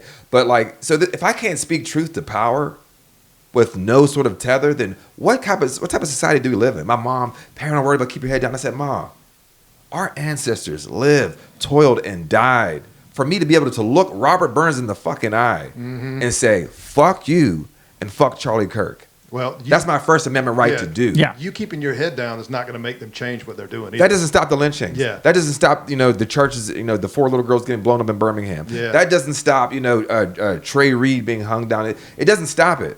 So we might as well call it out. And again, if I'm going to go out, I'm going to go out.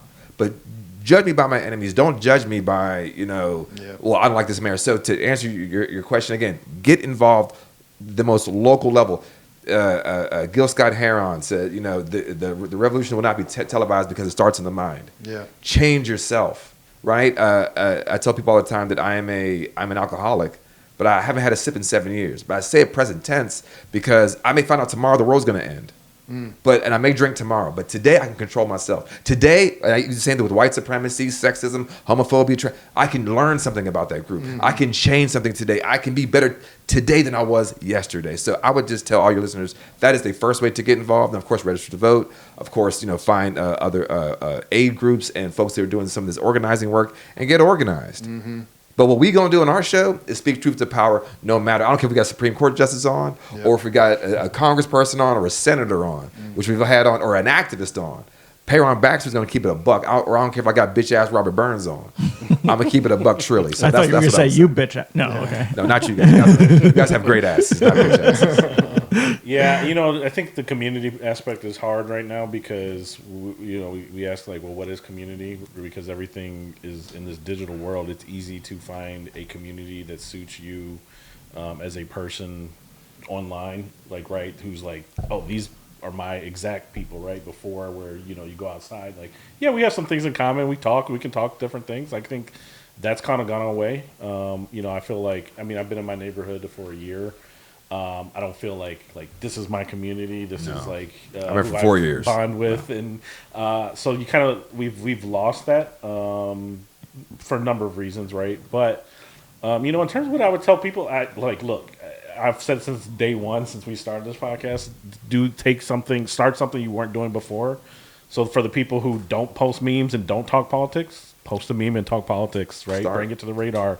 Start understanding, you know, what fascism is. A lot of people don't understand what fascism is. They don't really Including Kamala Harris. Understand what, you know, or Aiden Ross, who can't even pronounce it, right? You know, I think that there is, and these are educated people that I know and who care about things, but they don't feel like they know enough to talk about it. They don't want to take their head out of the sand. If you know, do memes, I mean, even do postcards, right? Like, postcards aren't effective in themselves, but like, you know, what somebody told me yesterday was like postcards help get people to build up, you know, some of the muscles to start doing other things like canvassing, running for office and stuff like that. So, you know, for me, yeah, I mean, I'm doing Indivisible and I'm canvassing and we're doing things here still and trying to figure out what the next step is for us as Radical Roots but we haven't figured that quite out yet. Let's keep going offline, yeah, keep offline, going. Yeah, but right. like what we do offline, because I do have a vision that we do, you know, something, but the way I feel right now is prepare for the worst and hope for the best. And hope is dangerous, right? So I don't have this idea that like, you know, Hakeem Jeffries and Chuck Schumer are going to come in and save us, that type of hope, right? But you know, I do have to prepare of like, how do I protect my family? Right. How do I ensure my kids grow up with a father? Yep. You know, whether that's me driving back to a blue state, you know, whether it's me going to Mexico, whether it's me going to Ghana or Peru. I'm the problem I have is like, I'm a naturally like a fighter. I look out for other people. I have a sense of justice. I have a heart full of empathy. Bro. Very alpha. Well, I have empathy. I have feelings. You know, I have emotions. Very beta. Right? Very beta. Yeah. Find out. Come on. What are you? But you know, I have girls that I want to see ready to live a life like we have. And the reality is because I think our generation has had it in a very good in the Sheltered. comparison of history, of world history. Yep. And that maybe that window is very small. And so I do I feel like there's a loss, there is a mourning, that knowing that my kids are going to not have that life. They're going to have to fight. And that they are going to have to fight. That I have to like start to build them up to say like, look, I know the world that you live in right now seems great because this is one that we present. This is the home you live in. But you know, have to start getting them to understand that like they're going to have a role that's not as cushy as ours. Like, and they live a life better than I did as a kid right now. Mm-hmm. But I don't think that they're going to. I don't know. There's a lot too much uncertainty. So I think people have to be prepared of like, find your people. Yeah. That's it. Find your people. Well, I'll give everybody a third way as well too. So I mean, if you're not necessarily into politics, maybe you listen to it, but you don't feel comfortable like, you know, talking it, and you don't. So like you guys have a specific vocabulary that you use, right? We have our own vocabulary that we're trying to you know, incorporate and photosynthesis. There you go. Nice. But if and I'm talking to the audience here, if you don't feel comfortable doing those types of things, just put good into the world. That's right. Like, you know, if you don't want to do a podcast or like even watch a podcast, whatever, about politics and stuff like that, but knitting is your thing. Yeah. You know, be that knitting podcast, or like watch that knitting podcast. The thing that I would really want to express to you people that are listening is that we need your participation in society itself. Stop siloing yourself.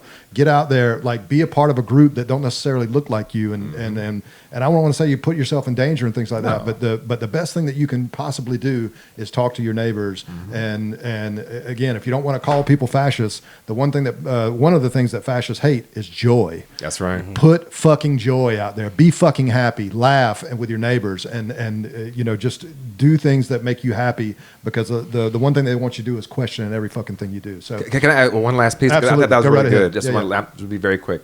To add to your point is that I was telling someone that resist in small ways. Resist Yeah. in small ways daily. Yes.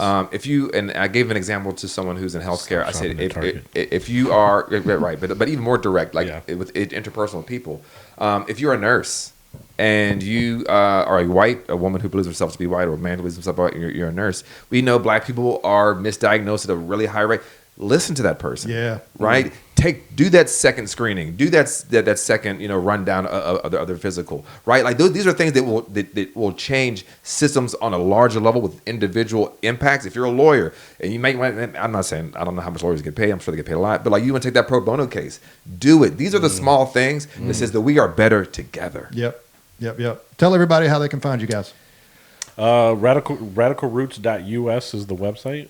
We're on YouTube. Not Canada. We're on YouTube, Instagram. Not yet. We're not on X. We are on Threads. We're on XXX. And you can email. You can So email us OnlyFans. at. I mean, you just got laid off. I mean, That's right. Yeah, right. Perron I don't know anything slanging. about that. Ron's my Hey, cameraman. I'm about to so- sue you for trademark infringement. That's not how we're for supposed to. defamation. Info at radicalroots.us. And, you know, even if you bring, you know, things to our attention, like this rally that happened in the town square. We got DL Hughley reposting it. No way. Yeah, it's Nice. coming up to like, Send I some of want that to say stuff our way. like 300,000 views. Yeah. Yeah. And it's taken off a life on its own. Apparently it's on Reddit, and somebody put it there. Is that right? And Will you denounce? And Yeah. and Robert Burns got he found out, and he said, well, Tyler Robinson was radicalized on Reddit as well. We own Reddit. Somebody called Reddit the deep internet or the dark web. The or dark something. web. Yeah. That's how stupid these people are, really. It's like, But yeah, or any like disconnected. ideas or anything, you know, related. them our way. Also, you know, paying attention to council meetings and all that good stuff. Yes, do it please all, show up so. at council meetings. You don't have to speak, just show up. So how often do you guys podcast, by the way? Well, we usually do Thursdays and Sundays. However, Okay. we've been doing about once a week, Yep. and Those that's were We got okay. kids. We got kids. You know. Of course, It's- yeah. Yeah, People got It's lives. rough. They're little kids. Dude, I in fact, have you no guys- idea what you're talking about, and that's why I'm always smiling. Yeah, but they're the little fact that you kids. guys are like putting out as much content as you are is amazing to me. I just and again, like please, you know, everybody who's listening, go give these guys some love. The last thing I'll say is use your money to speak. That's right. And that's maybe the last thing that we didn't really talk about. Just you know, it is the thing that makes us all go around. Unfortunately, it's what you know. It's the system that we run under. So, again, if you just want to do one thing that's going to help, send a donation to these guys. And we're going to wrap it up there because we've been going for about an hour and 45. Guys, it was great. This was fantastic. I can't wait to do this again because You got to come on our show. Not both yeah, you guys got to come on. Not absolutely. just Steve. Well, apparently Yeah. we got to do that mobile or at home. that whole thing. Yeah. Remote. Zom. Barely got this going. And This is yeah, fantastic. so we don't actually have a prepared outro. So Okay. if you wouldn't mind joining me Outro. Oh. in the what we usually do is just flip off the camera and say "fuck you, Burns." Oh, gosh. Yeah, fuck you, Burns. Don't threaten me with a good time. Fuck you, Robert fucking Burns. That looks like a little bit. What does that look like? A gun? Like, don't get him. He's not. Fuck you, Yeah. Robert Yeah, fucking like, Burns. yeah. Because Twist he's and a turn pussy. it. Can I add that too? I'm gonna Absolutely. add some sizzle on. Just Yeah. he just pissed his pants watching. He that. did. All right, outstanding. All right, guys. thank you so guys. Thank you much. so Ron. much. Thank you, guys. Ron, Payron, thanks a bunch, guys. Of course. Thank you. Thank Thanks for you. having us. Thank you. I was saying boo.